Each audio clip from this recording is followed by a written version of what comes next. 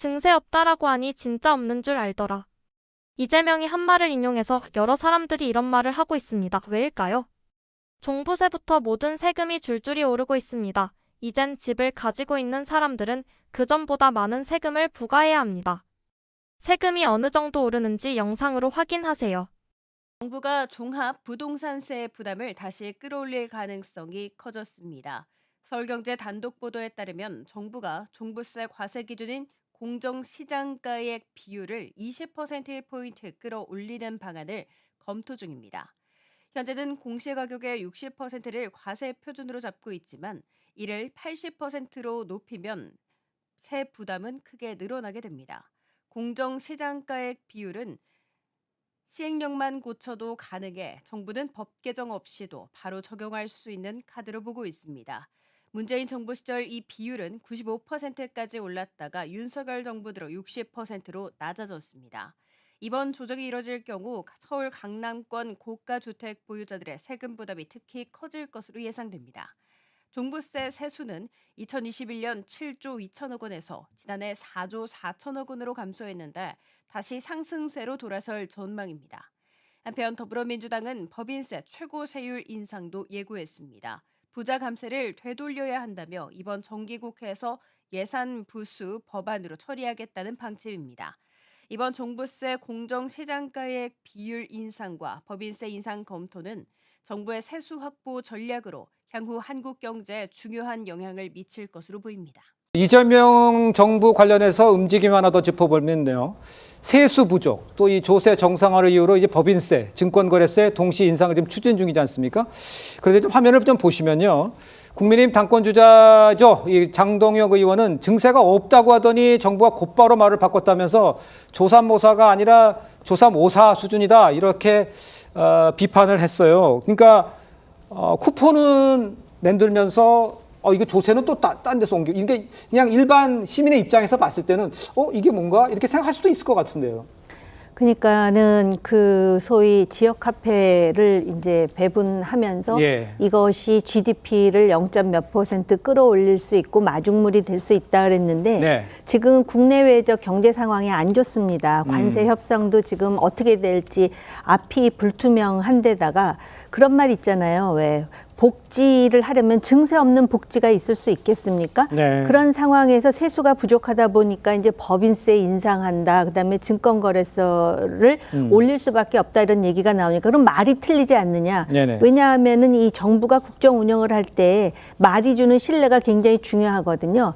그렇기 때문에 지금 정부가 처음에 뭐 60% 넘게 지지도가 올라갔지만 향후에 국정 운영을 어떻게 하느냐에 따라서 군데군데 지금 지뢰밭이 많은 것 아니겠습니까? 이런 상황에서 만약에 이게 불가피하다면 어떻게 설득하고 설명할 수 있는 것인지 아니면은 대통령이 본인의 말을 신뢰를 위해서 계속해서 지키면서 최대한 이러한 문제에 대해서 야당이 공격할 빌미를 주지 않을 수 있는 것인지 여전히 딜레마일 수밖에 없고요. 국정 수행이라는 게 그렇습니다. 처음에 시작할 때는 뭐 허니문이 될 수 있을지 모르지만은 국민의 요구가 다양하고 그렇기 때문에 점수를 딸 때 꽉 올려놔야 되는데 강선우 사건으로 점수가 많이 떨어지고 조금 전에 얘기했던 인사혁신처장도 역시 점수를 깎는 문제고 앞으로 이제 관세라든지 또 세금 문제와 관련해서 국민들이 또 어떤 생각을 할지에 대해서 고민이 깊어질 수밖에 없습니다. 알겠습니다.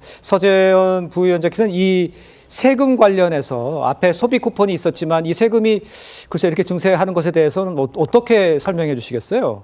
그게 이제 별개일 수도 있지만 또 연결되는 측면이 있는 것이거든요. 어떤 연결입니까? 그러니까 이제 세수 자체도 이제 중요한 거지 않습니까? 그렇죠. 세수를 확보해야지 다시 이제 순환을 해야 되잖아요. 그런 의미에서 법인세 같은 경우는 윤석열 정부에서 25에서 24% 1% 낮췄거든요.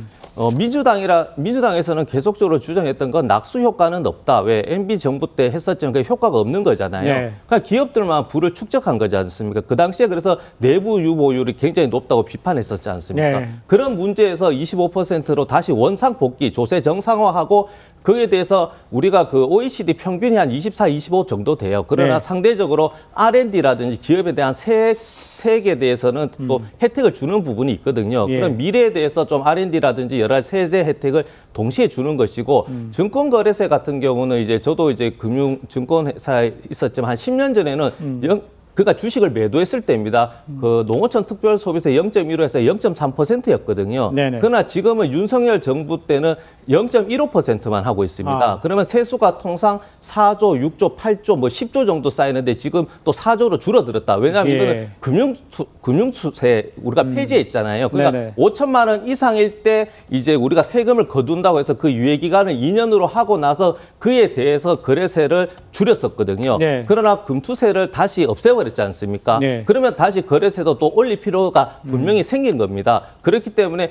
세수를 확보하는 것이 아니고 네. 금융투자세를 없앴기 때문에 그리고 중요한 것은 세수가 있지만 증시 활성화가 굉장히 중요한 거잖아요. 그러니까요. 그래서 계속 상법 개정하면서 주가 지수가 거의 2,500에서 지금 3,200, 그 시가총액으로 해서 한 600에서 800조가 증가한 부분이 있기 때문에 네. 저는 세수, 그 거래세도 부족하고 좀 약간 민감할 수 있지만 그것보다 더 크게 봤을 때 경제 성장이 무조건 중요하다. 그렇게 이해해 주시면 됩니다. 알겠습니다. 경제 성장이 네. 성장이 중요하죠. 그런데 윤기찬 변호사께서 보시기에 좀 조세 정상화라는 얘기를 쓰셨는데 소비 쿠폰은 세금 땡겨서 하고지고 이 상황에서 조세를 정상화한 것이다고 얘기하는 이 상황은 어떻게 보십니까? 저는 기본적으로 경제를 보는 시각이 다른 거예요. 그러니까 다른 거다. 이 국가 경제 움직이는 거 보면 민간이 있고 그다음에 국가가 있고 기업이 있잖아요. 그럼 네. 기업에 대한 역할 자체를 되게 폄훼하는 거죠. 기업에게 미국에 천만 달러를 투자하라고 해놓은 거잖아요. 네. 그럼 그 돈은 다 어디서 나와나요? 그러니까 1,000만 달러 투자를 해놓고 배당을 많이 하라고 하고 유보금 있어야 투자를 할 거 아니겠습니까? 이런 식으로 뭔가 앞뒤가 안 맞는 주장을 하는 부분이 있고 예. 그다음 1% 법인세 올린 것 때문에 세수가 줄어든 게 아니잖아요. 법인의 수입이 줄어들었기 때문에 세수가 안 오른 거예요. 예. 근데 이걸 갖다 마치 1%에 전부 다 인과관계를 주는 거 이것도 국민을 현혹하는 거고 이거 조세 정상화가 아니고 증세예요. 그다음에 증권거래세 그 부분도 마찬가지로 문재인 정부에서 0.02% 내린 거잖아요. 예. 그리고 금투세는 시행 자체가 안 됐어요. 법안은 만들어졌지만. 그러니까 금투세 폐지했다는 것도 안 맞는 거고. 그러니까 예. 여러 가지가 앞뒤가 안 맞는 거기 때문에 일단 조세부과 체계를 다시 정리할 필요가 있고 국가로 움직이는 경제부를 보는 시스템, 기조 이것도 한번 재정립할 필요가 있다 이렇게 생각합니다. 알겠습니다. 의원님께서는 어떻게 보세요?